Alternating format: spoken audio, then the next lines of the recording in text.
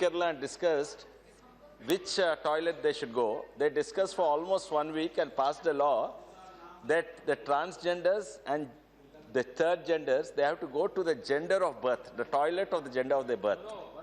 And that was the correct gender is not the gender of the birth. correct. So they have to go to the gender of the birth. And it create a law and order problem. Yes.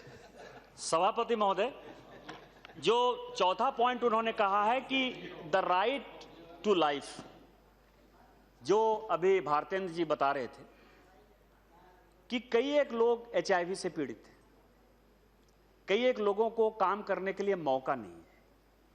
इसका मतलब कि वो जिंदगी कैसे जिएंगे? Right to life जो है उनका कोई भी निश्चित नहीं है।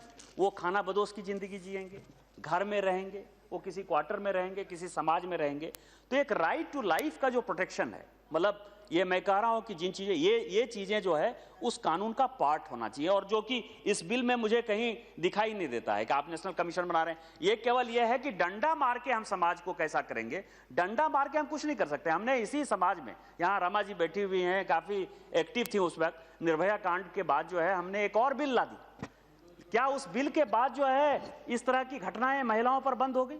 महिलाओं पर अत्याचार हो गया। इसी 498 एक डॉरी का केस जो है हमने बनाया कि डॉरी जो है होगा तो हम किसी को इमीडिएटली बिना किसी बहस के ये कर देंगे। आज ये बताइए कि 498 में महिलाएं ज्यादा जेल में है कि पुरुष ज्यादा जेल में? एक महिला को बचाने के लिए 10 महिला जेल में जाती है। मैं ये नहीं कहता कि वो कानून नहीं बनना चाहिए था, लेकिन मैं ये कह रहा हूं कि कानून के डंडे पर यदि हम समाज को चलाना चाहते हैं, देश को चलाना चाहते हैं, और जिस तरह से ये त्रिची सिवा साहब बिल लेकर आए हैं, तो हम समाज में अवेयरनेस पैदा नहीं कर पाएंगे, उनको एक समाज का अंग नहीं बनने देंगे। हम उनको समाज का ऐसा अंग मानेंगे जिससे कि आदमी को डर लगेगा कि यदि इसका हम कुछ नहीं करेंगे तो ये हो जाएगा, हमको ये लगेगा, तो उससे लोग मिलना जुलना बंद कर देंगे। तो मेरा ये कहना है कि राइट टू लाइफ, इसके लिए सरकार को सोचने की आवश्यकता है। इसके बाद राइट टू प्राइवेसी, ये बड़ा इंपॉर्टेंट चीज है। मान लीजिए कि कोई छुपाना चाहता है इन चीजों को, प्राइवेसी में रहना चाहता है कि वो ट्रांसजेंडर है, वो महिला है कि पुरुष है या चीजें हैं, तो उसका एक प्रोटेक्शन होना चाहिए।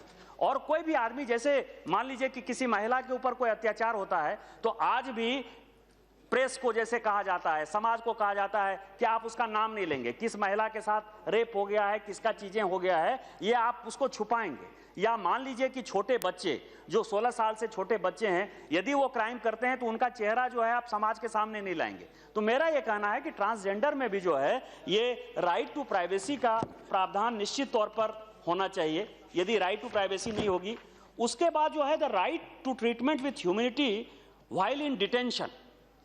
मान लीजिए कि कोई पकड़ा गया, कोई चीजें आ गई, तो उनके साथ जो सबसे बड़ी समस्या, जैसे आपने कहा कि वहां अमेरिका में कानून में संशोधन हो गया है कि उनके एक अलग टॉयलेट हो गया है, चीजें हो गई हैं, तो डिटेंशन में, जेल में क्या है, या तो महिला वार्ड है या तो पुरुष वार्ड है।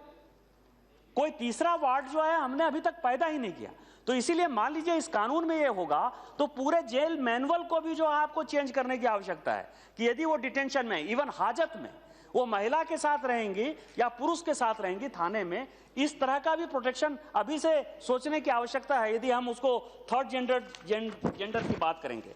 उसके बाद प्रोटेक्शन फ्रॉम मेडिकल एब्यूजेस, जो एक बड़ा आपने जो बात कहा कि ये प्रोटेक्शन यदि नहीं होगा तो ये लॉ ही पूरा डिफीट हो जाएगा कि उसको जो है, यदि डॉक्टर या मान लीजिए समाज HIV से मान लीजिए पीड़ित है, चीजें हैं, तो उसको कहा जाएगा यार इन लोगों का यही काम है, चीजें यही है।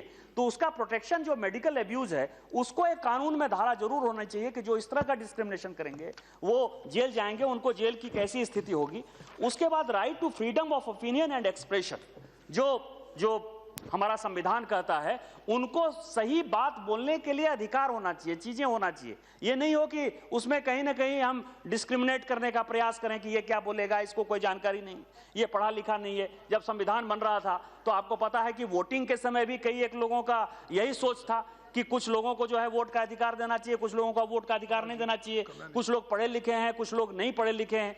लेकिन जो संविधान ने एक बात कही कि ये समाज एक है, ये देश एक है, ये देश सबों का है, और आज हमारी डेमोक्रेसी को देखकर हम ये कह सकते हैं कि हमारी वाइब्रेंट डेमोक्रेसी है। और इस तरह का जिन लोगों ने भी, संविधान निर्माताओं ने जो भी काम किया, देश के लिए अच्छा काम किया, और आज जो भी चुनाव के माध्यम से डेमोक्रेटिक सिस्टम आगे बढ़ रहा है, इसमें इस देश को आगे बढ़ने का बड़ा योगदान है, तो उनको वो सारी चीजें जो है होनी चाहिए। इसके बाद मेरा ये कहना है कि जो दूसरे कंट्रीज हैं, दूसरे कंट्रीज में जिस तरह के लॉज हैं, चाहे वो यूनाइटेड किंगडम में हो, नीदरलैंड में हो, अभी अमेरिका की बात कर रहे थे, जर्मनी में हो, ऑस्ट्रेलिया में हो, कनाडा में हो, अर्जेंटीना में हो, इस तरह के लॉ का अध्ययन करके भी, पता नहीं अध्ययन किया है कि नहीं किया है सरकार ने, और इस अध्ययन करके यदि हम अपने कानून को बनाएंगे, और इसमें मैं केवल जो है ऑस्ट्रेलिया का जो 2 एक्ट है उसको मैं कोट करना चाहूंगा कि ऑस्ट्रेलिया में जो 2 एक्ट है, और मुझे लगता है कि ऑस्ट्रेलिया का एक्ट जो है वो सेक्स डिस्क्रिमिनेशन एक्ट 1984 और सेक्स डिस्क्रिमिनेशन अमेंडमेंट एक्ट 2013, ये 2 जो है बहुत ही इंपॉर्टेंट है।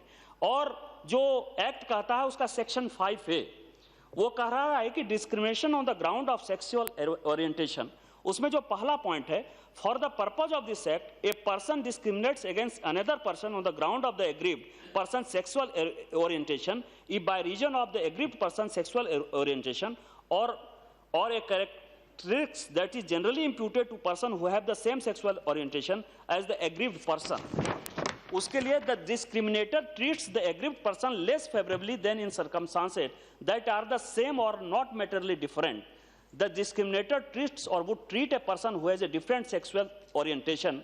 और उसके बाद उसका जो दूसरा सेक्शन कह रहा है कि discrimination on the ground of gender identity, जो सेक्शन 5B है, और जो सेक्शन 7B और 7D है, ये और 5C, ये सब जो है इस तरह के मुद्दे के आधार पर कि आप यदि डिस्क्रिमिनेशन ऑफ इंटरसेक्स स्टेटस के आधार पर करेंगे, या एग्रीव्ड पर्सन को आप परेशान करने के हालत में करेंगे, या जेंडर आइडेंटिटी के तौर पर करेंगे, तो आप सभी बिहाइंड द बार्स जाएंगे। मेरा ये कहना है कि जो ऑस्ट्रेलिया का ये कानून है उसको अपने को रखने की, मतलब कहीं ना कहीं उसको रखने का सवाल है। और अच्छा होगा और माननीय सदस्यों को भी अवसर मिल जाए। बस मैं 2-3 मिनट में खत्म कर दूंगा चेयरमैन साहब। बोलेंगे और भी बोलने वाले हैं। मैं और भी बोलने वाले हैं, सबको मौका मिल जाए तो अच्छा है। मैं सुझाव है मेरा, बाकी तो मैं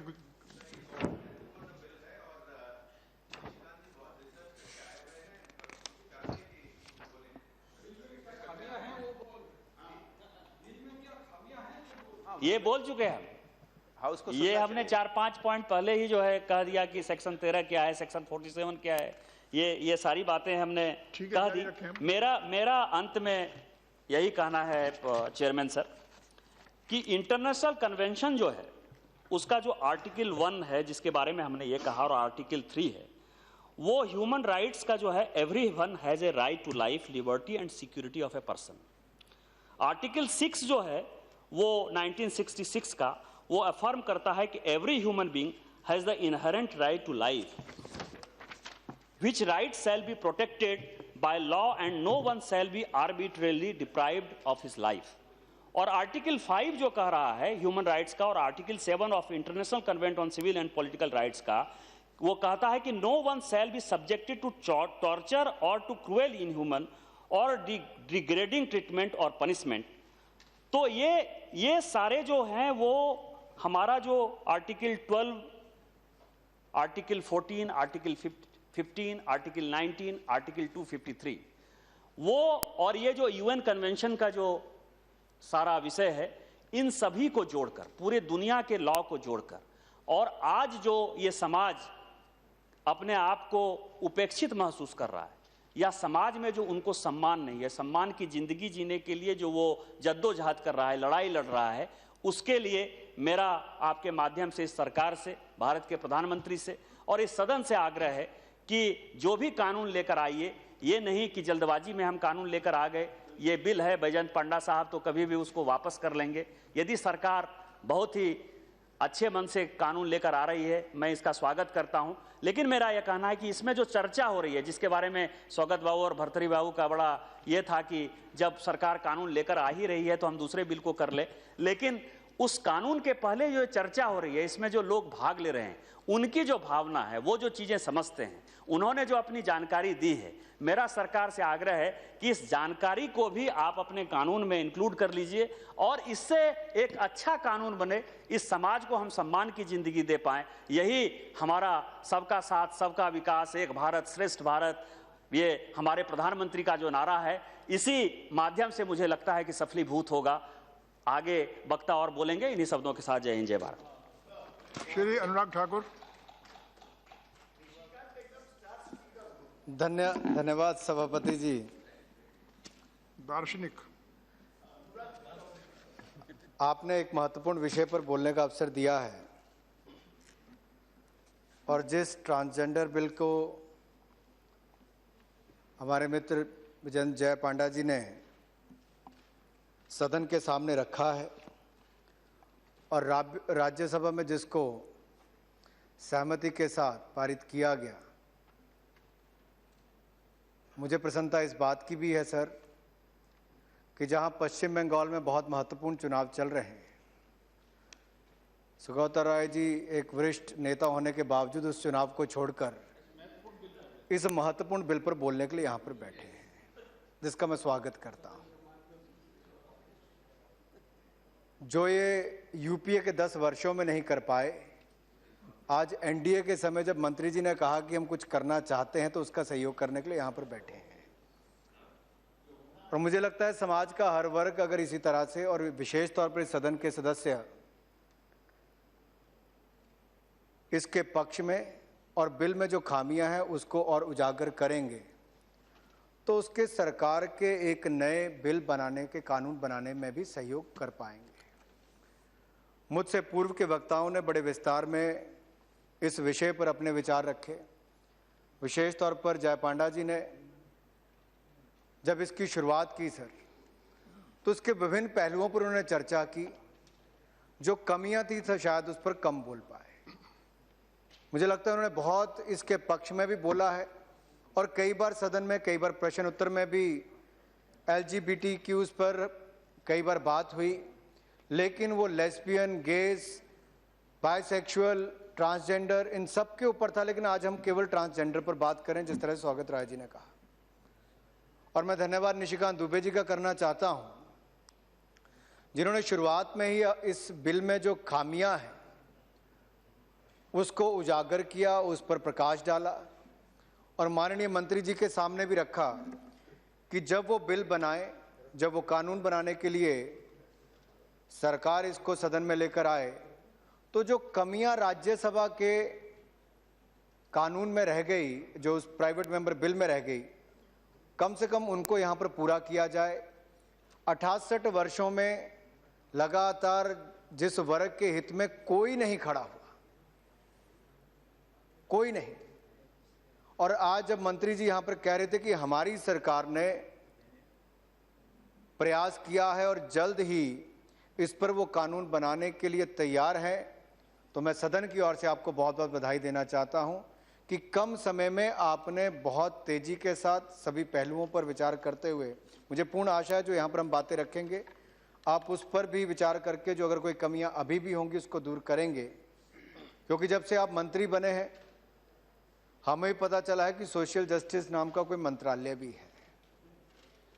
जब किसी अपाहिज को या किसी व्यक्ति को जिसके अंग नहीं है, हजारों हजार लोगों को, कई सांसदों के लोकसभा क्षेत्र में जाकर आपने उन लोगों को वो सहायता उपलब्ध कराई है, जिसके लिए सदन की ओर से मैं आपका बहुत बहुत धन्यवाद करना चाहता हूं। और कम से कम समाज के हित में इस मंत्रालय का दिखना बहुत जरूरी है। अगर हम सामाजिक न्याय की बात करते हैं और आपके मंत्रालय के माध्यम से वो दिखता नहीं, और पहले बट जाता होगा लेकिन पता नहीं चलता था किसको बट पाया, क्या सही लोगों को बट पाया। आज आपके माध्यम से सांसद को पता चलता है कि एलिम्को नाम से एक आपका विभाग है, ऑर्गेनाइजेशन है, जो साथ में जाकर नीचे जाकर वो पूरा सर्वे करती है कि कौन 40% से ज्यादा हैंडीकैप है, तो उसको किस चीज की जरूरत है, आपका डिपार्टमेंट वो देता है। सर मुझे लगता है तीसरी बार का सांसद होने के बाद कभी आज तक किसी पूर्व के मंत्री ने इस तरह का अपनी ओर से वो इंटरेस्ट नहीं दिखाया कि एक एक सांसद को कहना कि अपने अपने लोकसभा क्षेत्र में आप उन लोगों को सहायता दीजिए जिनको इसकी जरूरत है। ये आपने किया है, जिसके लिए मैं आपका बहुत धन्यवाद करता हूं। और मुझे पूर्ण विश्वास है जब ये बिल आएगा तो जो बातें हमने यहां पर रखी, जब जिस विषय पर अब मैं आने वाला हूं ट्रांसजेंडर पर, आप उन कमियों को भी पूरा करेंगे। सर, आखिरकार इनको अस्वीकार कब से करना शुरू करते हैं? क्या सरकार अस्वीकार करती है? कानून करता है? समाज करता है? मुझे लगता है सबसे पहले अस्वीकार करता है तो उसका अपना परिवार करता है। कानून में कहां लिखा है कि आप उनको सड़क पर छोड़ दीजिए, उसको पढ़ाइए मत, उसको शिक्षा मत दीजिए, या उसको अच्छे स्वास्थ्य की सुविधा मत दीजिए, रोजगार के अवसर मत दीजिए? क्या कानून में कहीं पर लिखा है? तो परिवार मजबूर होकर, किस मजबूरी में? क्या समाज उसको मजबूर करता है? आखिर जिसका उदाहरण निशिकांत जी ने दिया और कुछ उस पर प्रकाश भर्तृहरि मेहताब जी ने भी डाला कि अगर रामायण काल से, भगवान राम के वनवास के समय से अगर जो आशीर्वाद किसी पुरुष और महिला को भी नहीं मिल पाया, वो किन्नर समाज को मिला भगवान राम का आशीर्वाद कि अगर किसी की खुशी के समय तुम्हारे आशीर्वाद की सबसे ज्यादा आवश्यकता होगी, तो जिनके ऊपर भगवान राम का आशीर्वाद और जिनके आशीर्वाद से दूसरे को खुशी मिलती है, आज वो इस समाज में नाखुश क्यों है? इसके लिए किसको दोषी मानना चाहिए? क्या इसके लिए कानून दोषी है, समाज दोषी है, परिवार दोषी है? और उसमें किस तरह का हमें सुधार करना चाहिए? और यह सच्चाई है सर कि किसी के भी परिवार में अगर किन्नर समाज के, जिसको हिजड़ा भी कहते हैं, किन्नर समाज के लोग भी कहते हैं, वो आते हैं, किसी की खुशी में शामिल होते हैं, तो मुझे लगता है बहुत कम लोग उसका विरोध करते होंगे। अधिकतर लोग उनका आशीर्वाद लेने में विश्वास रखते हैं। और बहुत बार हमारे जैसे परिवारों में यह भी होता है कि अगर किसी को शगुन के तौर पर हमें कुछ देना है तो उससे दुगना है, उससे ज्यादा बढ़ चढ़कर इन लोगों को देना चाहिए, क्योंकि समाज ने इनको नकारा है कहीं ना कहीं, इनके परिवार ने इनको नकारा है कहीं ना कहीं। तो क्यों ना हमारी खुशी में हम इनको भी हिस्सेदार बनाएं, ना केवल इनका आशीर्वाद लेने के लिए, बल्कि अपनी ओर से भी अगर हम इनका कोई सहयोग कर पाएं और समाज का एक अंग मान के रूप में चले, तो वैसा प्रयास हमारे जैसे परिवारों का भी रहता है। लेकिन आखिरकार इसकी आवश्यकता यहां पर क्यों बनी? आज इस भाषण करने से पहले दुष्यंत सिंह जी साथ में बैठे, तो मैं उनसे पूछ रहा था कि आखिरकार इतने वर्षों में दुनिया का सबसे बड़ा लोकतंत्र, भारत की सरकारें इनके पक्ष में कुछ क्यों नहीं कर पाई? और आज हमारा दायित्व क्या बनता है? और दुनिया भर के कानून क्या है जो इनके पक्ष में खड़े होते हैं? सर, कानून पर मैं बाद में आ जाऊंगा, लेकिन उससे पहले मुझे लगता है आज इनकी हालत क्या है, इनकी संख्या क्या है। अलग अलग आंकड़े अलग अलग वक्ताओं ने यहां पर दिए, जो सदन के सदस्य हैं। किसी ने 25 लाख, किसी ने 50 लाख, किसी ने 1 करोड़ तक पहुंचा दिया। तो सरकार के सामने तो ये आंकड़े भी नहीं है कि इसके असली आंकड़े क्या है। मैं माननीय मंत्री जी से एक्चुअल फिगर क्या है ट्रांसजेंडर की, वो भी जानना चाहूंगा। अगर वो राज्यवार बता पाएंगे तो मुझे बहुत प्रसन्नता होगी। और अलग अलग राज्यों ने उस पर क्या क्या काम किए हैं, अगर ये वो भी सदन को बता पाएं तो इससे बड़ी बात और कुछ नहीं हो सकती कि किन किन सरकारों ने उनको आगे बढ़ने का मौका दिया। एक उदाहरण यहीं पर सदन के सदस्य ने कहा कि मध्य प्रदेश में तो हमारे यहां पर शबनम मौसी नाम से एक महिला या पुरुष या ट्रांसजेंडर, क्योंकि मौसी कहा तो फटाफट महिला साथ में चलता है, तो मौसी क्यों कहा गया? वो विधायक क्यों बनी? आखिर विधायक बनते समय हम जब या सांसद बनते समय फॉर्म भरते हैं तो लिखा जाता है मेल फीमेल, पुरुष महिला, तो आखिर उन्होंने क्या भरा होगा? तो उस समय के इलेक्शन कमिश्नर ने किस तरह से निर्णय लिया होगा ये पुरुष है महिला है? क्या उनके गुरु के कहने पर कि उसको शबनम नाम दे दिया और शबनम मौसी कहा, तो इसके कहने से क्या वो महिला हो गई? अगर वो जन्म से पुरुष की श्रेणी में थी और किसी गुरु ने उसको महिला का नाम दे दिया और कल को वो पुरुष का शौचालय इस्तेमाल करे, महिला का करे, ये भी बहुत बड़ा संकट है। और सर इस पे बहुत बड़ी दिक्कत खड़ी हो सकती है। केवल नाम देने से नहीं, उसके पहनावे से, उसके आचरण से, उसके मेकअप से, उसके बाल से, उसके चाल से, रंग ढंग से यह भी निर्भर करेगा कि किस शौचालय का वो इस्तेमाल करेगी। लेकिन खुशी की बात यह है कि इन सब समस्याओं के बावजूद मध्य प्रदेश जैसे राज्य ने एक ट्रांसजेंडर को विधायक बनाकर विधानसभा में भेजा और न केवल अपने अधिकारियों के लिए बल्कि पूरे समाज में लड़ने के लिए मौका दिया। तो मैं उसको और महापौर भी बनाया, जो माननीय थावरचंद गहलोत जी ने कहा। तो मैं बहुत बहुत बधाई मध्य प्रदेश के लोगों को देना चाहता हूं जिन्होंने इन लोगों को आगे आने का अवसर दिया। छत्तीसगढ़ में भी महापौर बनने का अवसर दिया, गोरखपुर में। तो सभापति जी, मुझे लगता है ऐसे उदाहरण हमारे समाज ने दिए जहां पर उनकी स्वीकारता हुई है, उनको स्वीकार किया गया है, ना केवल रोजगार के लिए बल्कि अपना प्रतिनिधि चुना गया है। और मुझे लगता है जब कोई अपना समाज या कोई वोटर उसको अपना प्रतिनिधि चुनता है तो एक बड़ा दायित्व उसके ऊपर रखता है, बहुत विश्वास रखता है।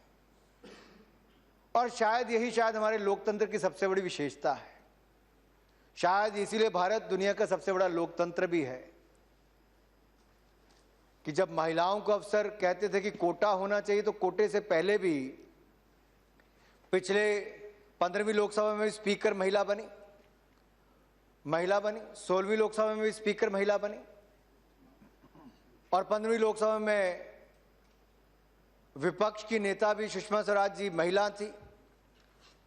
इस बार हालांकि नेता तो सोनिया जी हैं, लेकिन विपक्ष के नेता खड़गे जी बने। लेकिन एक प्रमुख रूप से मोदी जी की सरकार बनी तो 25% महिलाएं पहले कैबिनेट में महिलाएं थी। तो समाज ने तो मौका दिया है जिन जिन के लिए हम आरक्षण की मांग करते रहे। और जब इस बिल में आपने पांडा जी, अब आपने बात कही गई आरक्षण की, अलग अलग सुविधाओं की, मुझे लगता है उस पर भी विचार करना चाहिए। क्योंकि हरियाणा में सर हमने जाट आंदोलन देखा और वो वहां पर बहुत आक्रामक रूप ले गया। गुजरात में हमने पटेल के लिए आरक्षण की बात देखी तो वो एक आक्रामक रूप ले गया। जो पहले के लोग जिनको आरक्षण मिला उनको आज तक सभी लोगों को आरक्षण का लाभ नहीं मिल पाया, केवल क्रीमी लेयर उसका लाभ खाती रही। तो क्या हम जो पहले के लोगों को आरक्षण दे पाए, क्या आज तक सभी को दे पाए हैं? उनको तो सबको नहीं मिल पाया, हम अगलों को भी देने की बातचीत करने की बात सोच रहे हैं। तो उन सब पहलुओं पर जाने से पहले कि आप अलग एक नई कैटेगरी जोड़ दें, आपने राइट टू एजुकेशन एक बिल ले आए। अधिकतर कांग्रेस की सरकारें सर, ये यूपीए की सरकार ने यहां पर पारित किया था, अधिकतर कांग्रेस की सरकारों ने उसको आज तक लागू नहीं किया है, एक्सेप्ट भी नहीं किया। तो लागू करने की बात तो बड़ी दूर से आती है। तो केवल एक प्लेइंग टू द गैलरी, औपचारिकता रूप दिखाना कि हां हम इसके भी पक्ष में, उसके पक्ष में, हम सबके पक्ष में हैं, केवल क्या इस दिखाने से देश चल पाएगा? क्या हम सही मायने में लोगों को इनके अधिकार दे पाएंगे? सर मुझे लगता है यह बहुत आवश्यक है कि हम कुछ भी ऐसा निर्णय लेने से पहले, अब कोर्ट ने निर्णय दे दिया कि उसको ओबीसी कैटेगरी में कर दो।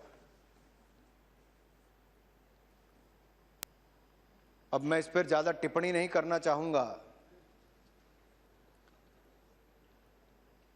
लेकिन सर इंप्लीमेंटेशन कैसे होगी?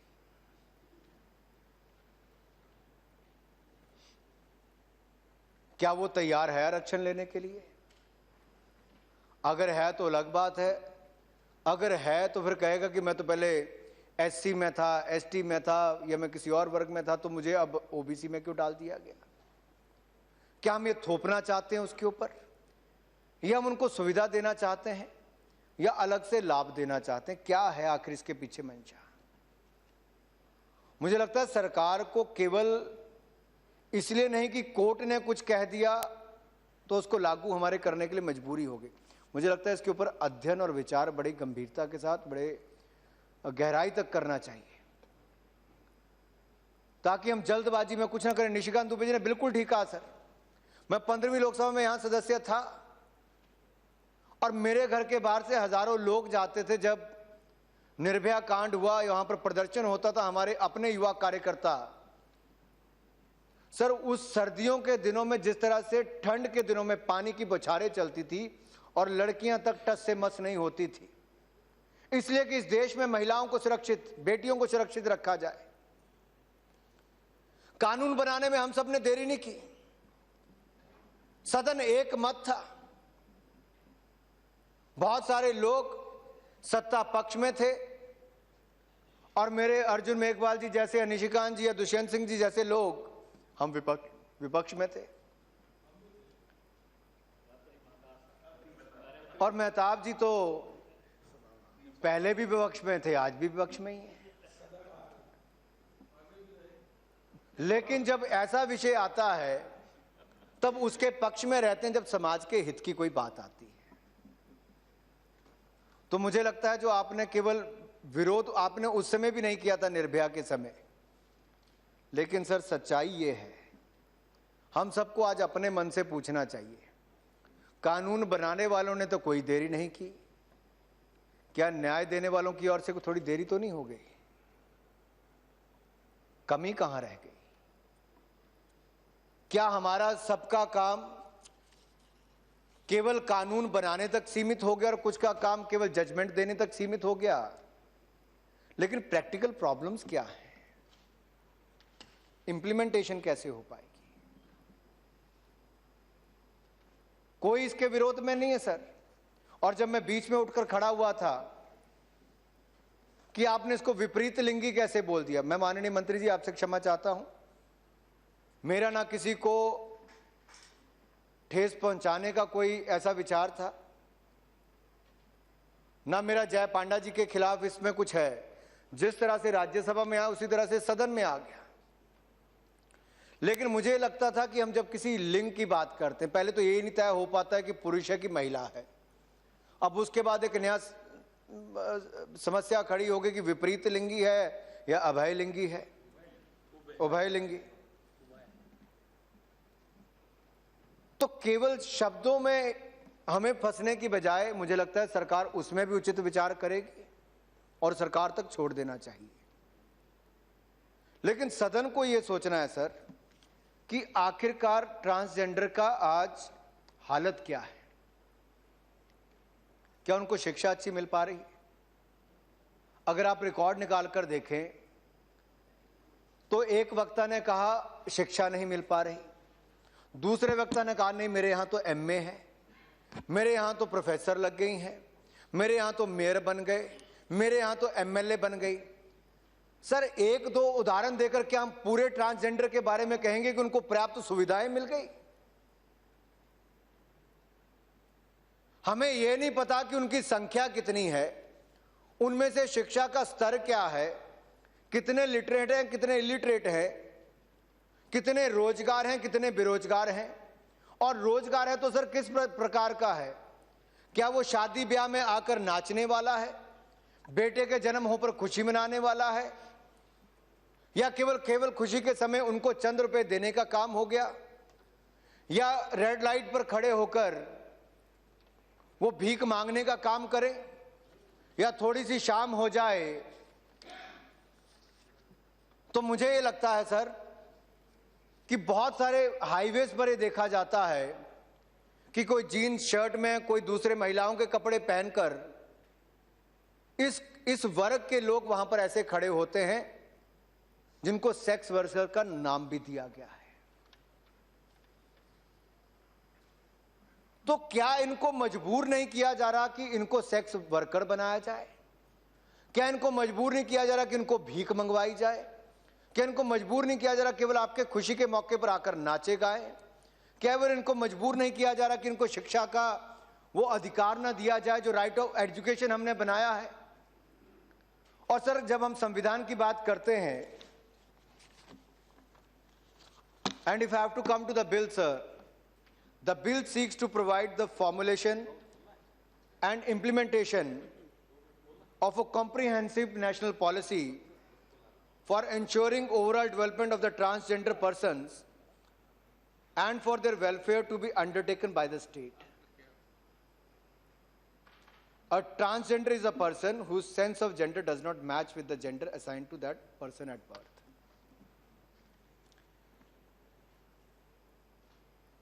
So the guiding principles of the bill, which as per the bill will be the respect for inherent dignity, individual autonomy, including the freedom to make one's own choices and independence of persons, non-discrimination, equality of opportunity, full and effective participation and inclusion in society, and respect for difference and acceptance of transgender persons as part of human diversity and humanity.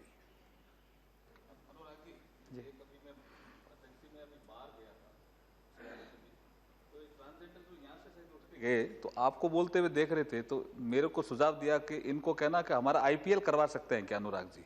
ये आपके लिए सुझाव था, अभी का सुझाव था। आप उन्हीं से मिलने गए थे क्या? नहीं, मैं मिलने नहीं गया, वो मुझे बताया कि मैं अभी गया ही था तो उधर से जा रहे थे, वो अनुराग जी को बोलते हुए देखा तो उन्होंने कहा इनको बोल देना कि हमारा आईपीएल करवा सकते हैं क्या। ये एक सुझाव है आपके लिए। मुझे लगता है सर कि जो भी हमें इस वर्ग के लिए करना हो, हमें वो करना चाहिए, चाहे वो कबड्डी खेलना, चाहे क्रिकेट खेलना, चाहे फुटबॉल खेलना, चाहे जो करना होगा हम इनके लिए करेंगे, लेकिन इनको अवसर देंगे, अवसरों से दूर नहीं रखेंगे। और यही हमारी प्रतिबद्धता इसके प्रति है कि कहीं ना कहीं जो इनको आज तक मौका नहीं मिल पाया, हम सब इकट्ठा मिलकर इनके लिए वो प्रयास करें कि इनको वो अवसर मिल पाए। Sir, if a transgender person is insulted and goes to police and no case is registered, they don't have any recourse to justice through the police or the law. They are sidelined and treated as untouchables. The denial of social justice leads to the denial of economic and political justice. They suffer from poor access to education, legal aid, employment, even homelessness and lack of social acceptance. Sir, they are often pushed to the periphery as a social outcast, and many may end up in begging and dancing, and this by all means as human trafficking, as I earlier said. Sir, जो इस सदन में पहले कहा गया कि कानून तो हम लाएं, लेकिन उसके क्लॉज 10, 13 और 21, इस पर जब हम आरक्षण की और बाकी सुविधाओं की बात करते हैं सर, क्या वो प्रैक्टिकल इन नेचर है या नहीं? आप कंक्लूड करना चाहेंगे? जी सर। 2 मिनट हैं, उनको थोड़ा बुलवा देंगे तो कंटिन्यू। 2 मिनट का उसको आधा घंटा या तो बढ़ा दीजिए, 15 मिनट। ये नहीं होता ना अभी, यदि अगर या आप कंटिन्यू करें जैसे भी आपकी शुरू किया है, मेरे तो 5-6 पेज बचे हुए हैं। आप जैसी ओवरनाइट बैट्समैन है, या तो आप इसको अगले हफ्ते रख अनुराग जी ओवरनाइट बैट्समैन है सर। सर, आप इसको अगले हफ्ते रख, मेरा अभी 15-20 मिनट कम से कम और बोलने का है। ओवरनाइट कम से कम आधा घंटा में और बोल सकता हूँ। आप जारी रखें, कोई बात नहीं। अभी ये 2 मिनट है, भी जारी रखें ना। अरे त्रिपाठी आप जी हो कहते गया, हो तो मैं खत्म ही कर देता हूँ फिर तो। या तो हाँ, मैं कहता हूँ अगले हफ्ते करना है तो 13 तारीख को, तो फिर अगले हफ्ते कर लो, अगले हफ्ते कर लीजिए, क्योंकि लंबा है बहुत। जारी रख लीजिए। ये 13 मई को फिर लगेगा, कंटिन्यू आप ही करेंगे इसको, क्योंकि सर मेरा अभी काफी है। 1 मिनट अभी रह गया, बाकी कंटिन्यू अगली बार करेंगे। सर, इसके अगर आप sir the preamble to the Constitution mandates justice, social, economic, and political equality of status. Thus, the first and the foremost right that they deserve is the right to equality under Article 14. Sir, Article 15 speaks about the prohibition of discrimination on the ground of religion, race, caste, sex, or place of birth. Sir, Article 21 ensures the right to privacy and personal dignity to all the citizens. Article 23 prohibits trafficking in human beings as beggars and other similar forms of forced labor, and any contraventions of these provisions shall be an offence punishable in accordance with the law. The Constitution provides for the fundamental right to equality and tolerates no discrimination on the ground of sex, caste, creed, or religion. The Constitution also guarantees अगली political बार rights. Continue करेंगे अभी अगली बार continue करेंगे